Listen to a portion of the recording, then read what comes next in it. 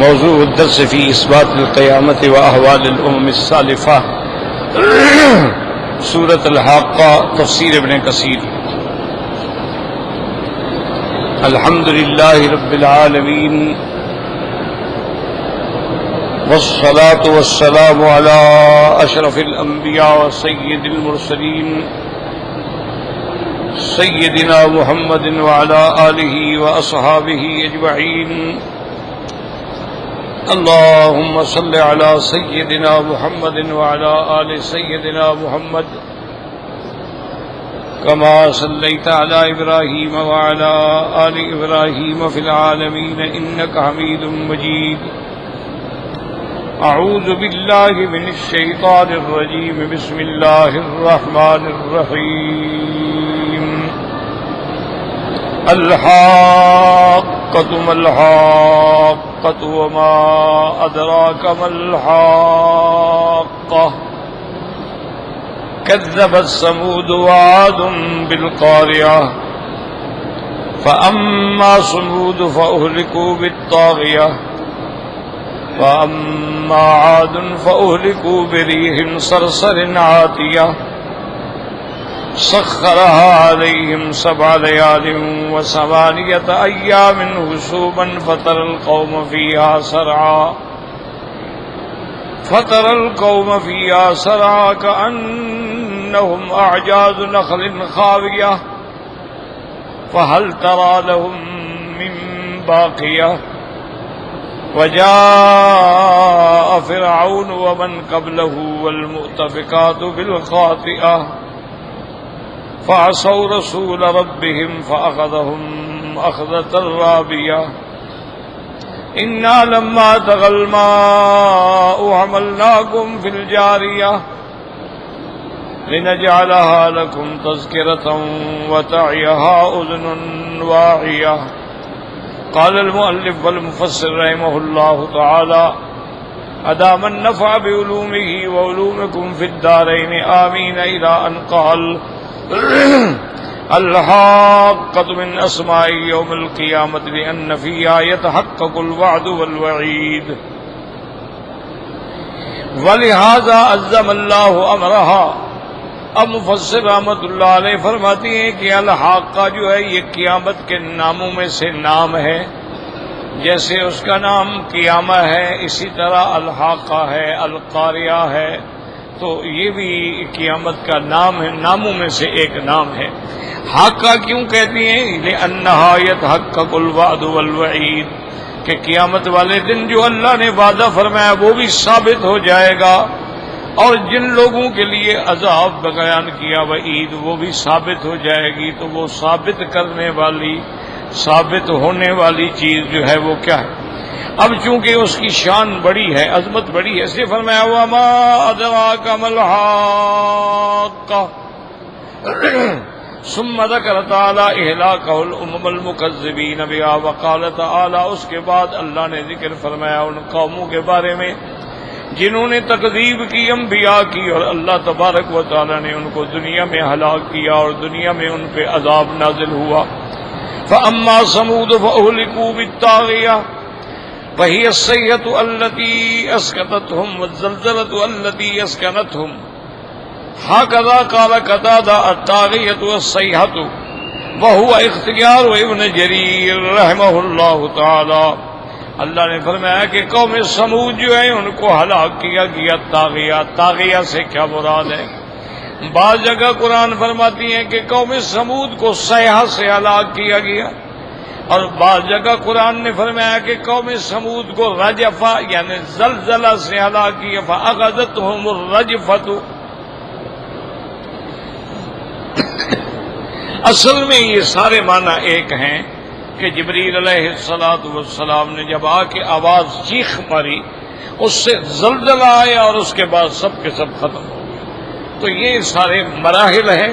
کسی جگہ قرآن نے زلزلہ کا ذکر کیا، کسی جگہ صیحہ کا ذکر کیا، اور کسی جگہ اللہ تبارک و تعالی نے طاغیہ کا ذکر فرمایا ہے۔ اب مفسر فرماتے ہیں کہ طاغیہ کا معنی وہی صیحہ، تو ہی صیحہ آواز جو تھی جبریل علیہ السلام کی، جس نے ان کو خاموش کر دیا۔ والزلزلۃ التی اسکنتہم، اور زلزلہ جس نے ان کو ہمیشہ کے لیے بٹھا دیا. وقضا قال الربیع بن انس وابن زید انہا الطغیان. اور بعض علماء فرماتی ہیں قال مجاہد الطاغیۃ الذنوب، انہوں نے فرمایا کہ طاغیت سے مراد ہے گناہ. فاما ثمود فاہلکوا بالطاغیہ، یعنی اللہ نے ان کو ہلاک کیا ان کے گناہوں کی سبب سے، کیونکہ اللہ تبارک و تعالی کسی پر بھی عذاب نہیں دیتے ہیں، نہ کسی قوم کو ہلاک کرتے ہیں جب تک کہ قوم جو ہے وہ اپنے گناہوں کی انتہا پہ نہ پہنچ جائے. اور پھر اللہ جب تک ڈرانے والے نہ بھیجے، وما كنا معذبین حتی نبعث رسولا، اللہ فرماتے ہیں کہ ہم عذاب نہیں دیتے قوموں کو جب تک کہ ہم اپنا پیغمبر نہ بھیجیں، رسول بھیجیں.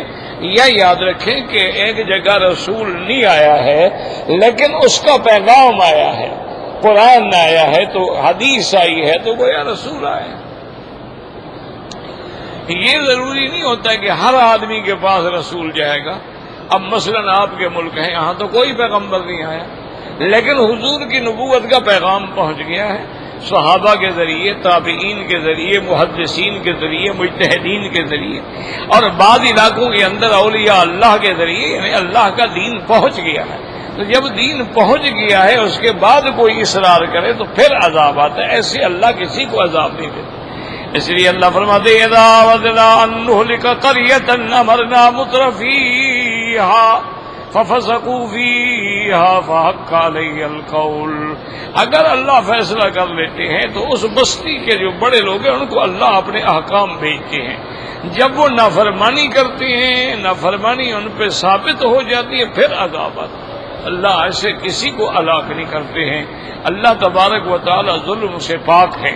اس لیے اللہ فرماتے ہیں ان اللہ لا یظلم مثقال ذرۃ، اللہ تبارک و تعالی کسی بے ذرے کے برابر بھی ظلم نہیں فرمائیں گے. اسی طرح فرماتے ہیں وما ظلمناہم ولکن كانوا انفسهم یظلمون. ان لوگوں کو جو جہنم کی سزا، ہم نے ظلم نہیں کیا، انہوں نے اپنے اوپر خود ظلم کیا. ہم نے ان کو عقل دیا، فہم دیا، حواس خمسہ دیے ہیں، ہم نے انبیاء بھیجے، کتابیں بھیجی، رسول بھیجے، لیکن انہوں نے نہیں مانا تو پھر عذاب آتا. ایسے نہیں عذاب آتا. تو حضرت مجاہد فرماتے ہیں بالطاغیہ کا معنی ہوا اپنے گناہوں کی وجہ سے ہلاک ہوئے ہیں. یعنی ایک ترجمہ یہ بھی کیا. وقال ربیع بن انس وابن زید انہا طغیان، وہ فرماتے ہیں طاغیہ طغیان، طغا معنی حد سے نکل جانا. طغیان کا معنی یہ ضروری نہیں ہوتا کہ پانی کا طغیان ہو، ہوا کا بھی ہو سکتا ہے، پانی کا بھی ہو سکتا ہے، اور پھر جبریل کی آواز کا بھی ہو سکتا ہے. وقال ابن زید كذب الثمود بتغواها وقال الصدی فاهلكوا بالطاغیہ، یعنی آخر الناقتی، کہ ان پر جو عذاب آیا تھا قوم سمود پر وہ اسی لیے آیا تھا کہ وہ حد سے گزر گئے. اصل میں یہاں تو اختصار ہے، دوسری جگہ اللہ نے تفصیل بیان کی. جب صالح علیہ السلام نے ان کو دعوت دی نہ مانے، آخر ایک دفعہ ان کی قوم اکٹھے ہو کے حضرت صالح علیہ السلام کے پاس آئے. انہوں نے کہا کہ اگر آپ ہمیں ایک ایسا معجزہ دکھلائیں جو ہم مانگیں تو پھر ہم ایمان لے آئیں. اور انہوں نے یہ تجویز کیا کہ یہ سامنے جو ٹیلا ہے نا، اس ٹیلے کے اندر سے اونٹنی نکل آئے، اور وہ اونٹنی جو ہے بالکل حاملہ ہو، قریب الولادہ ہو، تاکہ پھر ہم اس کا دودھ پیئیں.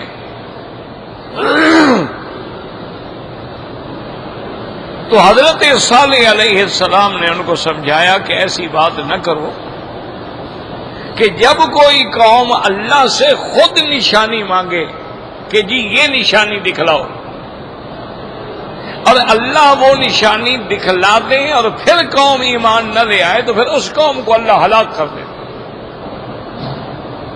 تم یہ زیادتی نہ کرو، جن کے مقدر میں ایمان ہے آ جائے گا، جن کے مقدر میں نہیں ہے نہیں آئے گا۔ انہوں نے کہا نہیں، آپ ہمیں یہ اگر معجزہ دکھلا دیں ہم ایمان لے آئیں۔ حضرت صالح علیہ السلام مجبور بھی ہو گئے اور دل میں یہ خیال بھی آیا کہ شاید یہ قوم مسلمان ہو جائے۔ انہوں نے اللہ سے دعا کی، وَمَا ذَلِكَ عَلَى اللَّهِ بِعَزِيزٍ، اللہ کے آگے کیا مشکل ہے، وہ جو چاہیں جب چاہیں جیسا چاہیں، ان اللہ علی کل شیء قدیر، وہ ہر چیز پہ قادر ہیں۔ اللہ کا حکم ہوا اور ساری قوم کے سامنے اس ٹیلے سے ایک اونٹنی نکل آئی۔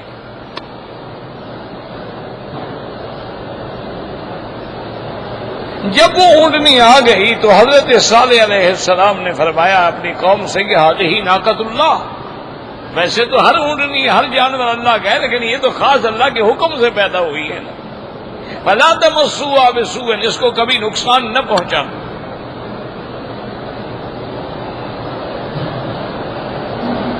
اور اللہ نے یہ بھی فیصلہ فرما دیا، صالح علیہ السلام کو فرمایا کہ اپنی قوم کو بتلا دیں کہ ہم نے ان کی نشانی دے دی ہے، لیکن ایک شرط ہے، رہا شرب، ایک دن جو ہے چشمے کا جو پانی ہے جہاں سے پانی لیتے تھے وہ سارا پانی اونٹنی پیے گی، اور تم لوگ جو ہے اونٹنی کا دودھ پیو گے، اور ایک دن جو ہے وہ اونٹنی پانی نہیں پیے گی، تم پانی پیو گے۔ لہا شرب ولکم شرب یوم معلوم، یہ تقسیم ہو گئی، ایک دن تمہارا ایک دن اونٹنی کا۔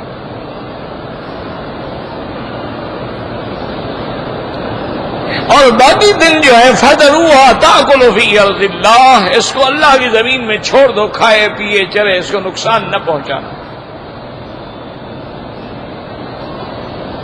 اب جب کافی دن گزر گئے تو قوم کہنے لگے بھی ہے تو ہم بڑے تنگ آ گئے ہیں، اب یہ بڑا مسئلہ ہے کہ ایک دن ہمیں پانی ہی نہیں ملتا، یعنی بہانہ بازی تھی اور کیا تھا بھائی، پانی بھر کے رکھ لو۔ کہنے لگے یہ کیا بات ہے کہ سارا پانی ایک اونٹنی پی جائے۔ انہوں نے مشورہ کیا کہ بھئی ایسا کرو بھی اونٹنی کو ختم کرو، اونٹنی کو مار دو، مر جائے، جان چھوٹے، کیا ہمارے پیچھے بن گیا، ہم تو مشکل آ گئے کہ ایک دن سارا ہمیں پانی ہی نہیں ملتا، بھئی تمہیں دودھ مل رہا ہے۔ لیکن جب قومیں نافرمان ہو جاتی ہیں تو پھر اللہ کی نعمت کی قدر نہیں۔ انہوں نے مشورہ کیا اور چند آدمیوں کو تیار کیا، ان میں سے ایک آدمی تھا جس کا نام قیدار تھا، اس کو تیار کیا، اس نے کہا ٹھیک ہے چھوڑ دیں آپ، میں جو ہے اس اونٹنی کو میں ماروں گا۔ اسی لیے ایک حدیث مبارک میں بھی آتا ہے کہ میرے آقا نے فرمایا تھا کہ اشکل قوم، دنیا میں جو سب سے بڑے شقی انسان پیدا ہوئے ہیں، آپ نے فرمایا حضرت علی، یہ تو وہ شقی تھا جس نے حضرت صالح علیہ السلام کی اونٹنی کو ذبح کیا تھا، اور ایک وہ بدبخت ہوگا جو تمہیں شہید کرے گا۔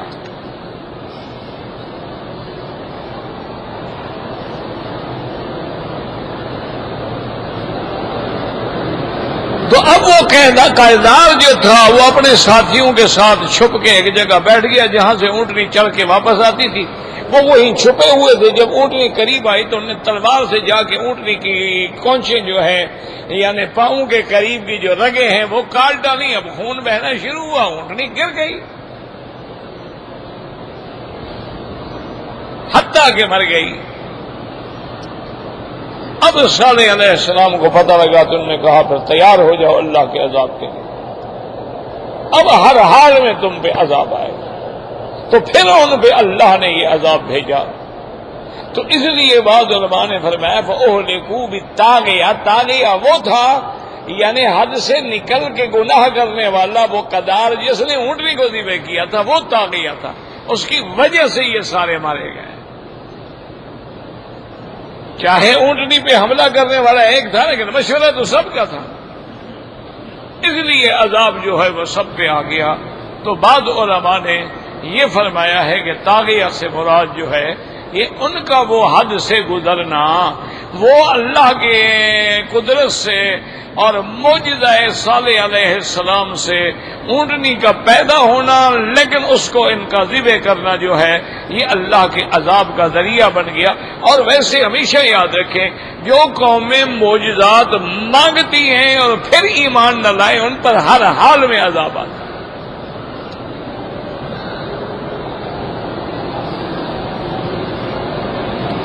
اب آگے اللہ دوسری قوم کا حال بیان وَأَمَّادٌ فَأُهْلِكُوا بِرِيحٍ صَرْصَرٍ عَاتِيَةٍ۔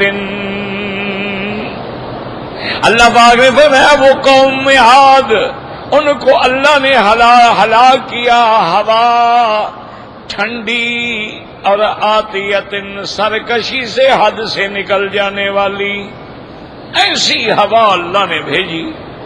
اور اس قوم کو ناز تھا کہ من نشد منا قوہ، کون ہے ہم سے زیادہ طاقت میں، ہم اتنے طاقتور لوگ ہیں۔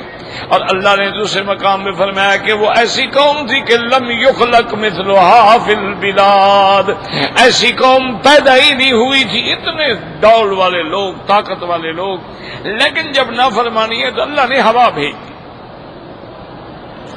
فَأُهْلِكُوا بِرِيحٍ صَرْصَرٍ، صرصر مانا باردۃ، ٹھنڈی ہوا، تیز ہوا۔ قال قتادہ والسدی والربیع بن نصر عاتیۃ مانا شدیدۃ الہبوب، تیز چلنے والی۔ قال قتادہ اتت علیہم حتی نکبت افئدتہم، اور حضرت قتادہ فرماتے ہیں کہ وہ ہوا ان پہ ایسے آئی حتیٰ کہ ان کے اندر سے ان کے دلوں کو بھی نکال کے باہر پھینک ڈالا۔ اللہ تعالیٰ کا وہ عذاب تھا۔ تو یاد رکھیں کہ اللہ نے 8 ہوائیں پیدا فرمائی ہیں، 4 رحمت کے لیے ہیں اور 4 عذاب کے لیے ہیں۔ اللہ نے جتنی ہوائیں پیدا فرمائی ان کی 8 قسمیں ہیں، ان میں 4 جو ہیں اللہ نے عذاب کے لیے ہیں اور 4 جو ہیں وہ رحمت کے لیے ہیں۔ اور اس کی حدیث مبارک میں ہے جیسے میرے آقا نے محبوب دو جہاں صلی اللہ علیہ وسلم نے فرمایا نصرت بالصبا واہلکت عاد بالدبور، حضور پاک نے فرمایا اللہ نے باد صبا بھیج کے میری مدد کی اور احزاب اور کافروں کے قافلے جو تھے ان کو اکھاڑ کے شکست دے دی، اور قوم عاد کو اللہ نے دبور سے ہلاک کیا کہ ان پہ جو ہوا چلائی گئی اس کا نام دبور تھا۔ اور یہ بھی یاد رکھو قرآن میں جہاں لفظ ریح آئے گا اس سے مراد عذاب والی ہوا ہوگی، اور جہاں لفظ ریاح آئے گا وہاں رحمت والی ہوا ہوگی۔ هو الذی یرسل الریاح بشرا بین یدی رحمتہ حتی اذا اقلت سحابا ثقالا سقناہ الی بلد میت فاحیینا بها الارض بعد موتها۔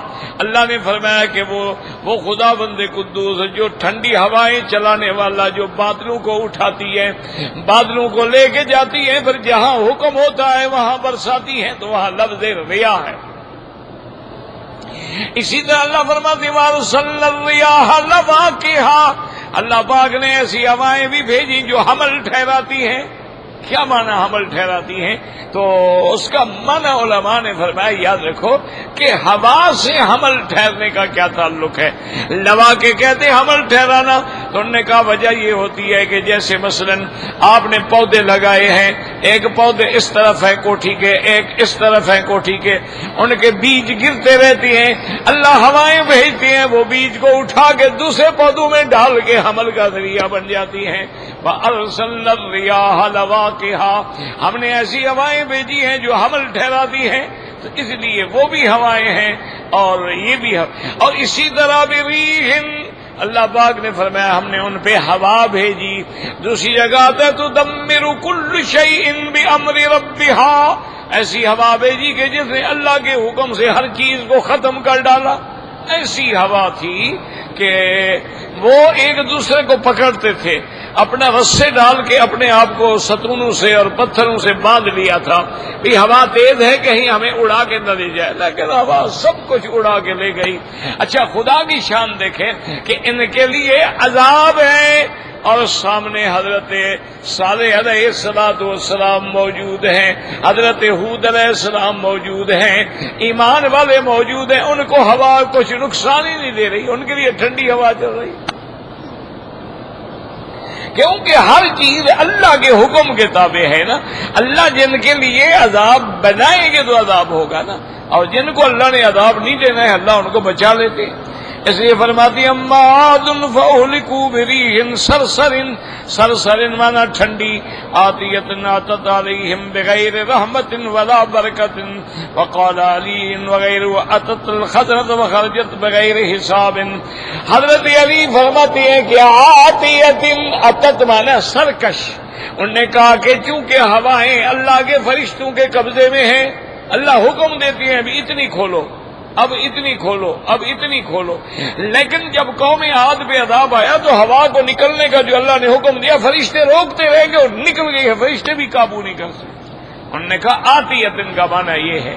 اس لیے بعض علماء فرماتے ہیں کہ ایک تو پانی ہے اس کا بھی اللہ کے ہاں انتظام ہے، بالکل حکم کے مطابق اترتا ہے، لیکن جب قوم نوح پہ عذاب آیا تو پانی جو تھا وہ حد سے نکل گیا، فرشتے بھی قابو نہیں کر سکے۔ ففتحنا ابواب السماء بماء منہمر وفجرنا الارض عیونا فالتقى الماء على امر قد قدر۔ اس لیے علماء نے فرمایا اللہ کی کوئی چیز بغیر نظام کے، بغیر میزان کے نہیں اترتی، لیکن یہ دو موقع ہیں کہ پانی بھی حد سے نکل گیا اور ہوا بھی حد سے نکل گئی، کیونکہ اللہ تبارک و تعالی نے قوموں کو عذاب دینا تھا تو لہذا اس کے لیے پھر اس ہواؤں کو کون قابو کر سکتا تھا؟ جب فرشتے نہیں قابو کر سکے تو قوم عاد کیا کر سکتی؟ آگے اللہ فرماتے سخرها علیہم 7 لیال و8 ایام حسوما، سخرها علیہم سلطها علیہم حسوما نئی قوامل متتابعات مشائیم۔ اب اللہ نے فرمایا کہ ان پر ہم نے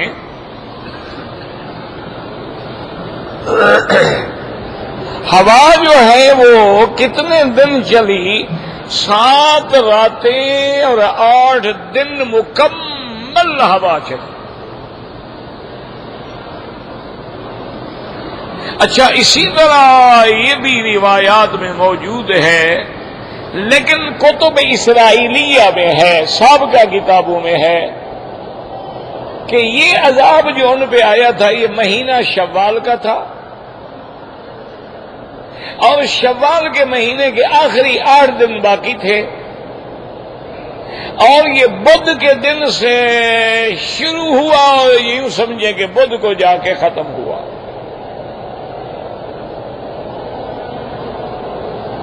اسی لیے آج بھی اللہ نہ کرے، اللہ نہ کرے، اللہ نہ کرے، مسلمانوں کے اندر بھی ایسے جاہل طبقہ موجود ہے جو کہتے ہیں کہ شوال کا مہینہ جو ہے یہ منحوس مہینہ ہوتا ہے، شوال میں شادی نہیں کرتے، رمضان میں کر لیں گے لیکن شوال میں نہیں کریں گے۔ اور اسی طرح ان کا یہ بھی عقیدہ ہے جاہلوں کا کہ بدھ کے دن سفر نہ کرو، یہ منحوس دن ہے۔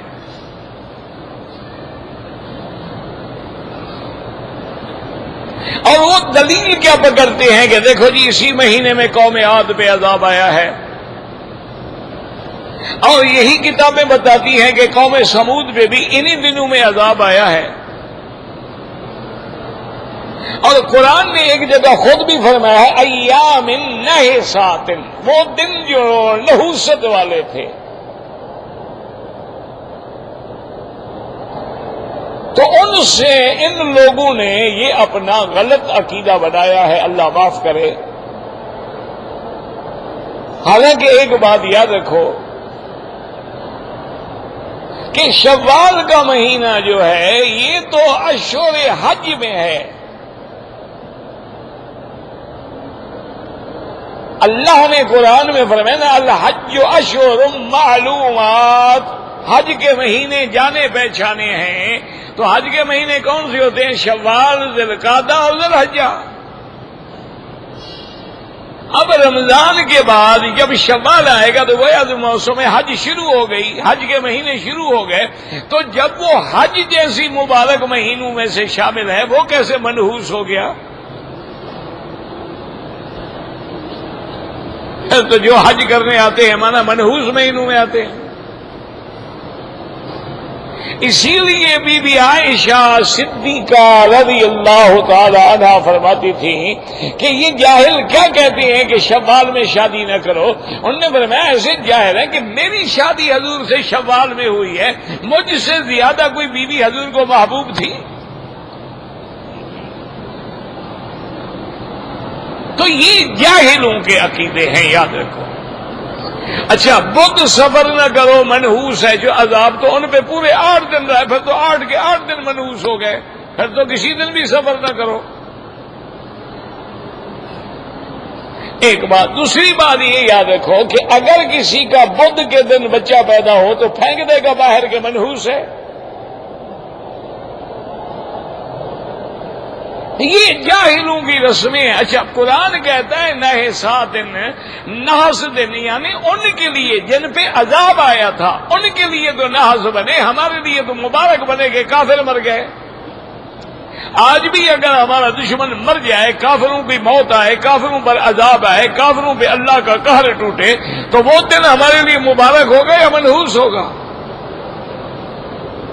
وہ تو ان کے لیے منحوس ہوگا جن پہ عذاب آیا ہے. تو اس لیے یہ غلط عقیدے ہیں. نہ کوئی دن منحوس ہوتا ہے، نہ کوئی مہینہ منحوس ہوتا ہے. یہ سارے مہینے اللہ نے پیدا کیے ہیں. ہاں اللہ نے مبارک اوقات بتلائے ہیں کہ جیسے جمعہ کا دن ہے، عشرہ ذی الحجہ ہے، رمضان المبارک کا مہینہ ہے، عشر الاواخر ہے، لیلۃ القدر ہے، لیلۃ العیدین ہے، اسی طرح لیالی ذی الحجہ ہے. یہ مبارک تو ہیں لیکن منحوس تو کسی کو نہیں کہا اللہ نے. اس لیے ہمیشہ یاد رکھیں ایسا عقیدہ رکھنا جو ہے وہ قرآن کے بھی خلاف ہے، حدیث مبارک کے بھی خلاف ہے، اور نعوذ باللہ ثم نعوذ باللہ شرک کی طرف لے جاتا ہے. پھر نفع نقصان کا مالک تو دن ہو گئے نا. یعنی اگر بدھ جائیں گے تو نقصان ہوگا، تو نقصان دینے والا دن ہوا، اللہ تو نہ ہوا نا. حالانکہ نفع نقصان کا مالک اللہ ہے. اور یہی ہم ایمان میں پڑھتے ہیں کہ نؤمن بالقدر خیرہ و شرہ من اللہ تعالی والبعث بعد الموت. ہمارا ایمان ہے کہ خیر ہو یا شر سب اللہ کی طرف سے ہے. کل یصیبنا الا ما كتب اللہ لنا هو مولانا وعلى اللہ فلیتوکل المؤمنون. تو اس لیے ہمیشہ یاد رکھیں ان قوموں پہ عذاب آئے ہیں، اور ہمیں یہ واقعات کیوں سنائے گئے کہ ہم غور کریں کہ جو ان قوموں نے نافرمانی کی تھی کہیں وہ ہم تو نہیں کر رہے، اور اگر ہم کر رہے ہیں تو ہم پر بھی عذاب آ سکتا ہے. اس لیے اللہ نے یہ سالفہ کے واقعات جو ہیں وہ قرآن میں ذکر فرمائے ہیں تاکہ ہم ان سے ہدایت پکڑیں، موعظت پکڑیں اور نصیحت پکڑیں. واللہ اعلم. دعا کیجیے گا. میرے ایک عزیز تھے، میرے ماموزاد بھائی تھے، خورشید احمد نام تھا ان کا. میرے ساتھ کٹھے پڑھے ہیں یہاں مکے میں. بچپن میں ہم کٹھے پڑھتے تھے، مدرسے میں کٹھے رہتے تھے کٹھے. آج ہی ان کی وفات ہوئی ہے. اللہ ان کو مغفرت فرمائے اور ان کے درجات بلند فرمائے. اسی طرح میرے دوست ہیں قاضی منظور، ڈاکٹر ہیں جدے میں. ان کے والد ہیں سعید قاضی، کشمیر امرتسر میں، وہ بھی فوت ہو گئے. اللہ ان کی مغفرت فرمائے. اور جتنے لوگ فوت ہو گئے اللہ سب کے درجات بلند فرمائے، اور جو زندہ ہے ان کی ہدایت فرمائے. کہتے جی کہ میں مسافر ہوں، سفر میں سنتیں پڑھنا جو ہے میرا بھائی، سنتیں پڑھنا معاف ہے. یعنی اگر نہیں پڑھو گے تو گناہ نہیں ہوگا. یہ نہیں کہ پڑھو گے تو ثواب نہیں ہوگا، یہ تو مسئلہ نہیں ہے. اگر آپ فارغ ہیں اور آرام ہے، اور آج کل کون سا سفر ہے، کوئی مشقت ہی نہیں ہے، لہذا اپنے اوقات کو ضائع نہ کریں، نفلیں بھی پڑھیں۔ حضور تو تہجد بھی سفر میں پڑھتے تھے، سرکار دو عالم نے تو سفر میں کبھی تہجد ہی نہیں چھوڑی، الا ایک رات ہے مزدلفہ کی جس میں حضور پاک نے تہجد نہیں پڑھی، ورنہ ساری زندگی حضور پاک نے اونٹ پہ بیٹھے بیٹھے، پلان پہ بیٹھے بیٹھے بھی تہجد پڑھتے تھے۔ صرف مزدلفہ کی رات آمنہ کے لال نے تہجد نہیں پڑھی ہے، اور وہ بھی اپنی امت پہ مہربانی فرمائی کہ 10 تاریخ کو کنکری مارنی ہے، پھر انہوں نے جا کے قربانی کرنی ہے، پھر حلق کرانا ہے، پھر غسل کر کے طواف زیارت کے لیے جانا ہے، تو میری امت کو کام ہوگا تو لہذا آرام کر رہے ہیں، ورنہ حضور چاہتے تو مزدلفہ میں بھی تہجد پڑھ سکتے۔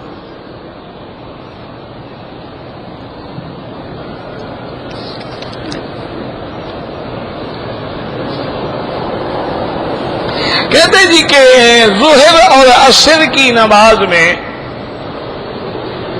جب امام قرات نہیں کرتا ہے تو فاتحہ پڑھنی چاہیے۔ امام احمد ابن حنبل رحمت اللہ علیہ فرماتے ہیں کہ جہری نمازیں جو ہیں جیسے فجر ہے، مغرب ہے، عشاء ہے، جن میں امام قرآن زور سے پڑھتا ہے، پڑھتا تو ہر نماز میں ہے، وہ فرماتی اس میں تو آدمی فاتحہ بھی نہ پڑھے، لیکن جو سیدھی نمازیں ہیں جیسے ظہر ہے، عصر ہے، امام پڑھتا تو ہے لیکن ایسا پڑھتا ہے، ہم نہیں سن رہے ہوتے، تو اس میں امام احمد ابن حنبل رحمت اللہ علیہ فرماتے ہیں کہ مقتدی کو بھی سیدھی نمازوں کے اندر سورۃ فاتحہ پڑھنی چاہیے۔ امام ابو حنیفہ رحمت اللہ علیہ کے نزدیک وہ فرماتی ہیں کہ نمازیں جہری ہیں یا سری ہیں، کسی حال میں بھی مقتدی کو امام کے پیچھے نہیں پڑھنا، اس لیے کہ امام کی قرات جو ہے وہ مقتدی کی قرات ہے، قراءت الامام قراءت لہ، حضور نے فرمایا کہ امام کا پڑھنا جو ہے وہ مقتدی کا پڑھنا ہے، تو جب امام پڑھ رہا ہے تو گویا ہم پڑھ رہے ہیں۔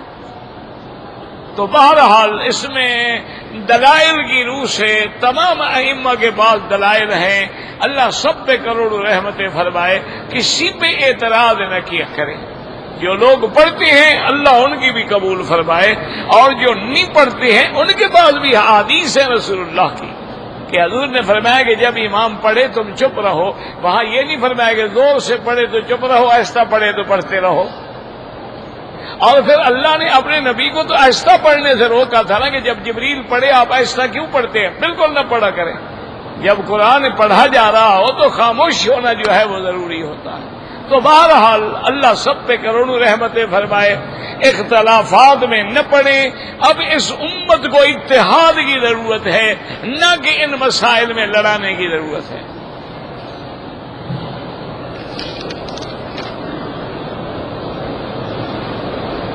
جو آدمی حرم میں موجود ہے خود طواف کرے، دوسرے کیوں کریں؟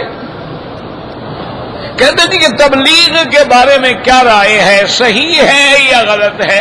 اللہ کے بندے، تبلیغ تو اللہ کا حکم ہے،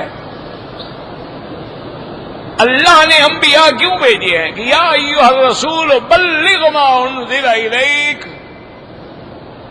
اور حضور نے فرمایا بلغوا عنی ولو آیۃ، اگر ایک آیت بھی آتی ہے تو تبلیغ کرو۔ اللہ نے قرآن میں فرمایا تواصوا بالحق وتواصوا بالصبر، ایمان والوں کی نشانی یہ ہے کہ وہ حق کی اور صبر کی ایک دوسرے کو نصیحت کریں، اور اللہ نے حضور کی امت کو شرف کیوں بخشا ہے، کنتم خیر امۃ اخرجت للناس تأمرون بالمعروف وتنہون عن المنکر، تم اسی لیے تو سب سے بہتر امت ہو کہ بھلائی کا حکم کرو اور برائی سے روکو، تو تبلیغ کرو گے تو حکم کرو گے، یہ تو بلا وجہ بس لوگوں کے دماغوں میں اللہ رحمت فرمائے۔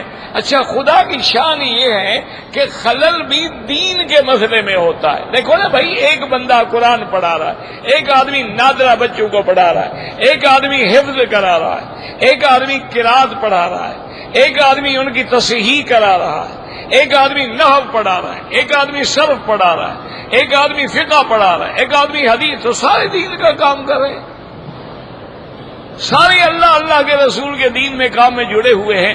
ایک آدمی واز کر رہا ہے، ایک آدمی تبلیغ کر رہا ہے، ایک آدمی گھر گھر جا کر لوگوں کو دین کی دعوت دے رہا ہے، تو تمہیں آخر ان سے تکلیف کیوں ہوتی ہے؟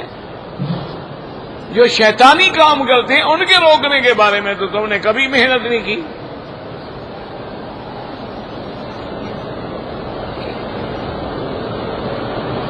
کہتے تھے کہ جب ہم نماز پڑھیں تو آنکھیں ہمیں بند کر کے پڑھنا چاہیے تاکہ خشوع پیدا ہو، یعنی اللہ نے آنکھیں دی ہیں تو اندھے ہونا چاہتے ہو؟ عجیب بات ہے بھائی، خشوع آنکھیں بند کرنے سے ہوتا ہے، پھر منہ بند کر دو تو پھر کیا ہوگا؟ ناک بھی بند کر دو تو پھر تو زیادہ خشوع ہو جائے گا نا۔ کیا بےہودگی والی بات ہے۔ اللہ نے آنکھیں دی ہیں اور حضور نے فرمایا ہے کہ انت عبد اللہ کانک تراہ، تم گویا خدا کو دیکھ رہے ہو، یہ فرمایا کہ اندھے ہو کے کھڑے ہو جاؤ۔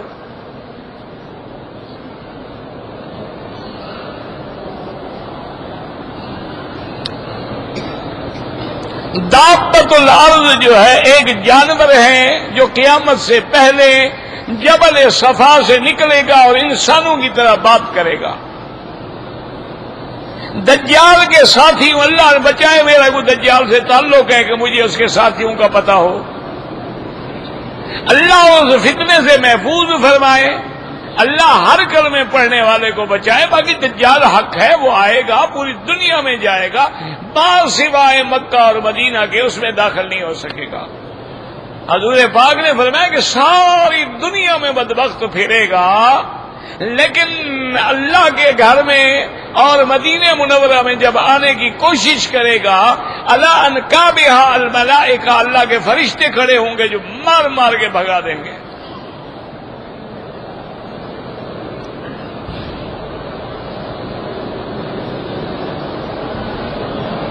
کہتے جی کہ دجال کے خوف سے سورۃ الکہف جو ہے دجال کے فتنے کو بھی روکتی ہے، یہ معنی نہیں کہ اور فتنوں کو نہیں روکتی، یعنی سب سے بڑا فتنہ ہے دجال ہے، اس سے بھی بچا لے گی، تو اس سے جو چھوٹے چھوٹے دجال ہیں ان کے فتنوں سے تو بالکل بچا لے گی نا۔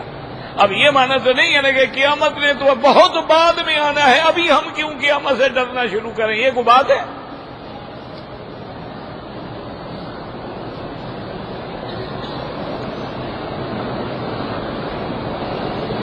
زمزم شفا ہے، لیکن اگر اس پہ کوئی فاتحہ پڑھتا ہے، دم کرتا ہے، کوئی بات نہیں، پانی ہے نا۔ بہتر یہ ہے کہ زمزم کو زمزم سمجھ کے پیو۔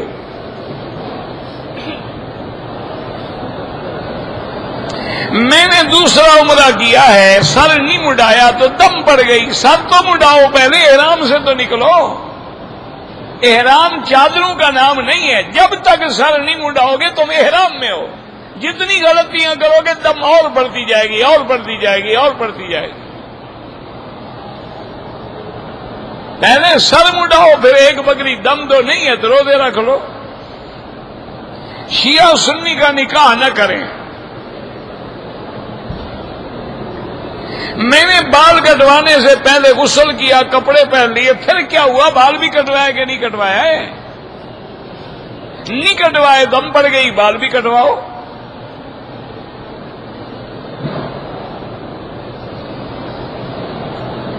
کہتے جی کہ اگر ہم جوتا حرم میں لے کے آئیں کوئی منع نہیں، شاپر میں ڈال لیں، ہاتھ میں پکڑ لیں، کوئی حرج نہیں، لیکن ایک سب سے بڑی غلطی ہے کہ لوگ جوتے کو آگے رکھتے ہیں، نماز میں آگے نہ رکھیں جوتا۔ حضور صلی اللہ علیہ وسلم نے فرمایا کہ جب نماز پڑھنے کے لیے آؤ تو جوتا داہنی طرف رکھو، اگر اس طرف آدمی کھڑا ہے تو پھر بائیں طرف رکھو، اگر اس طرف بھی آدمی کھڑا ہے فرمایا دو ٹانگوں کے درمیان میں رکھو، آگے رکھنے کا حکم نہیں دیا، کیونکہ یہ اہانت ہے کہ گویا ہم جوتے کو سیدھا کر رہے ہیں۔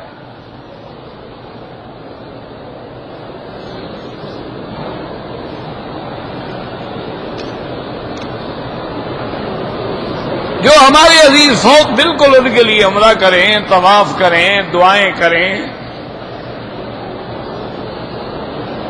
جس آدمی کے پاس خود جائیداد ہے وہ زکوٰۃ لے سکتا ہے، وہ دینے والا ہے، لینے والا کہاں سے بن گیا؟ بالکل ناجائز ہے کہ وہ زکوٰۃ لے. زکوٰۃ تو غریبوں کے لیے، انما الصدقات للفقراء والمساکین.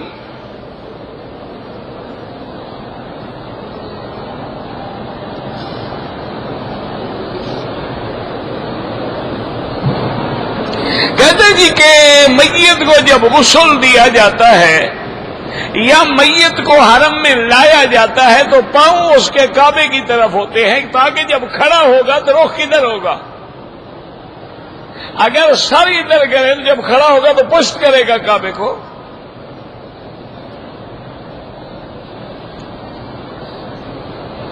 یہ اسی میں پڑے ہوئے ہیں کہ پاؤں کدھر ہوتے ہیں. نماز بھی پڑھنا سیکھا ہے کہ نہیں سیکھا؟ دعا قنوت بھی یاد کی ہے کہ نہیں کی؟ نماز کے فرائض بھی یاد کیے ہیں کہ نہیں کیے؟ واجبات بھی یاد کیے ہیں کہ نہیں کیے ہیں کہ کون سی چیزیں ہیں جن کے نہ ہونے سے نماز باطل ہو جائے گی؟ فرض چھوڑو گے نماز نہیں ہوگی، واجب چھوڑو گے سجدہ سہو ہوگا. کون سے واجبات ہے، کون سے، یہ سیکھا ہے کہ نہیں؟ بس پاؤں ادھر ہے، کسی کے ادھر ہے.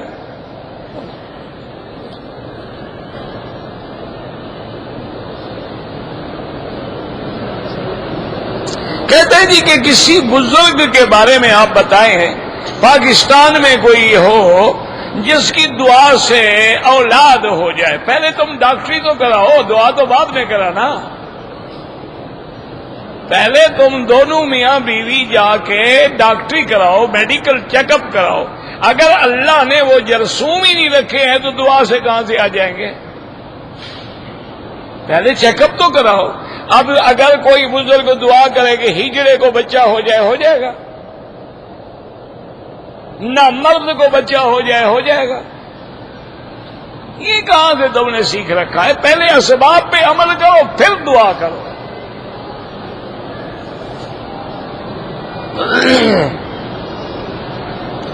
جن بزرگوں کے اپنے بچے نہیں ہوئے ان کی دعائیں نہیں لگی. کتنے اولیاء اللہ ہیں جو فوت ہو گئے، لا ولد فوت ہو گئے. یہ نظام اللہ کے ہاتھ میں ہے، لیکن اسباب یہ ہیں کہ اب میڈیکل نے بڑی ترقی کر لی ہے. آپ جائیں، اپنی بیوی کو بھی لے کے جائیں اور جا کے اپنے ٹیسٹ کروائیں. ٹیسٹ کرانے کے بعد پھر دیکھیں کہ نقص بیوی میں ہے، خاوند میں ہے، قابل علاج ہے، ناقابل علاج ہے، اس کے بعد دعائیں کریں.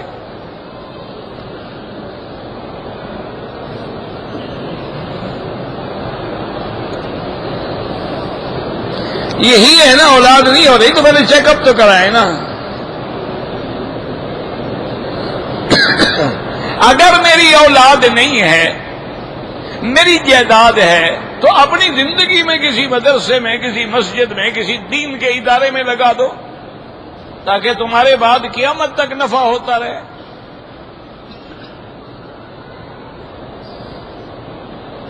میں نے عمرہ کیا ہے، بال میرے چھوٹے چھوٹے تھے، میں نے 6-7 مقام پہ اس طرح پھیرا ہے. دم تو نہیں پڑے گی لیکن آئندہ ایسا نہ کریں، پورے سر پہ اس طرح پھیریں.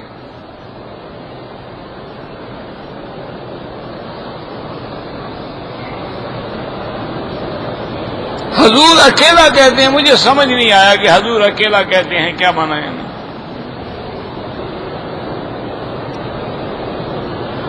اگر صفا مروہ دوڑنے کے بعد آدمی اپنے سر پہ خود اس طرح پھیر دے، بالکل جائز ہے، کوئی منع نہیں. صفا مروہ دوڑنے کے بعد کوئی 2 رکعت نہیں پڑھی جاتی. 2 رکعت طواف کے بعد ہیں اور وہ احناف کے نزدیک واجب ہیں، باقی ائمہ کے نزدیک سنت ہیں.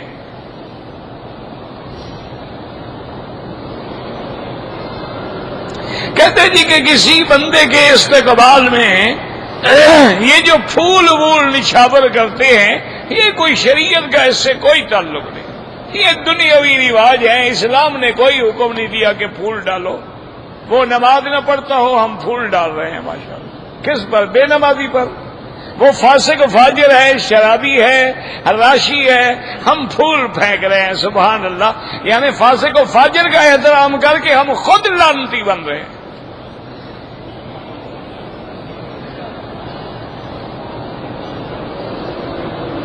شادی میں اگر کوئی نعت خواہ ہے کوئی حرج نہیں، لیکن ڈھول باجے نہ ہوں ساتھ.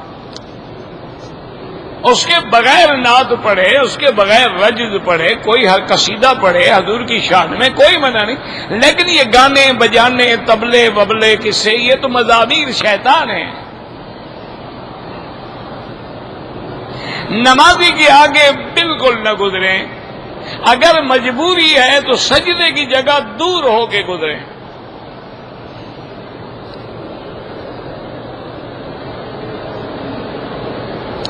اگر حالت احرام میں کسی نے نکر پہنے رکھی تو دم پڑ گئی.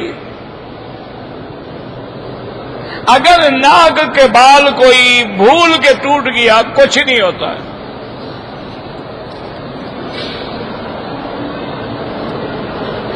اگر حالت احرام میں عمرے کی نیت کرنے کے بعد عورت کو حیض شروع ہو گیا، وہ احرام میں ہے، کپڑا کھولنے سے احرام ختم نہیں ہو جاتا. وہ انتظار کرے جب اس کے ایام حیض گزر جائیں، سادہ پانی سے غسل کرے، پاک ہو کے عمرہ پورا کرے.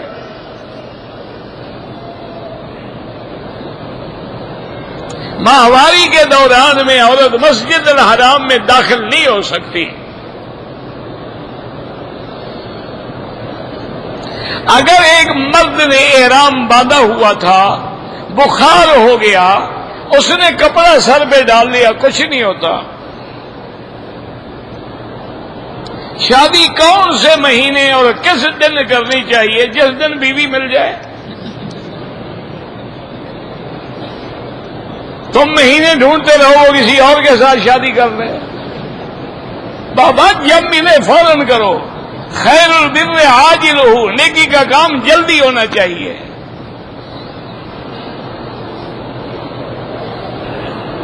میں نے عمرہ ادا کر لیا، سر کے بال خود کاٹے، کوئی حرج نہیں، ٹھیک ہے بالکل.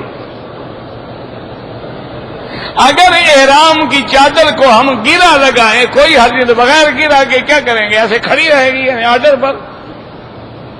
عجیب لوگ ہیں. گرا نہیں لگاؤ کہ چادر کیسے کھڑی رہے گی؟ مجھے سمجھاؤ.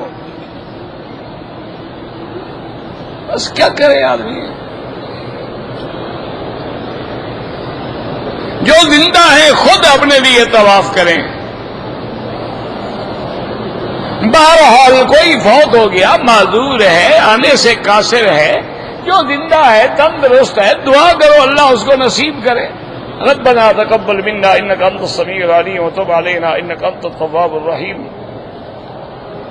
اللهم فرج هم المهمومين، نفس كرب المكروبين، واقض الدين عن المدينين، واشفنا واشف مرضانا ومرضى المسلمين. اللهم لا تجعلنا وزغة للبازغين، لا تجعلنا أكلة للآكلين، لا تجعلنا فتنة للقوم الظالمين.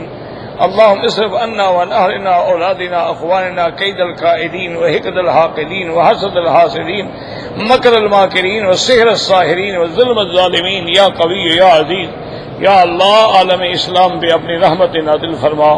یا اللہ بلاد اسلامیہ کی حفاظت فرما. یا اللہ اس بلد الامین کو قیامت تک ہر شر سے محفوظ فرما. یا اللہ ہمیں مانگنا نہیں آتا، بغیر مانگے عطا فرما. یا اللہ بے اولادوں کو اولاد عطا فرما، بے دینوں کو دین عطا فرما، بے حیاؤں کو حیا عطا فرما، قرض داروں کے قرض عطا فرما، جن کے رزق میں تنگی ہے ان کے رزق میں برکتیں عطا فرما. یا اللہ جن کے گھروں میں بچیاں ہیں ان کے رشتے خیر سے آسان فرما دے. ربنا آتنا فی الدنیا حسنۃ وفی الآخرۃ حسنۃ وقنا عذاب النار. صلی اللہ تعالی علی خیر خلقہ سیدنا محمد وعلی آلہ وصحبہ اجمعین. اللهم صل علی سیدنا محمد وعلی آل سیدنا محمد کما صلیت علی ابراہیم وعلی آل ابراہیم. آمین.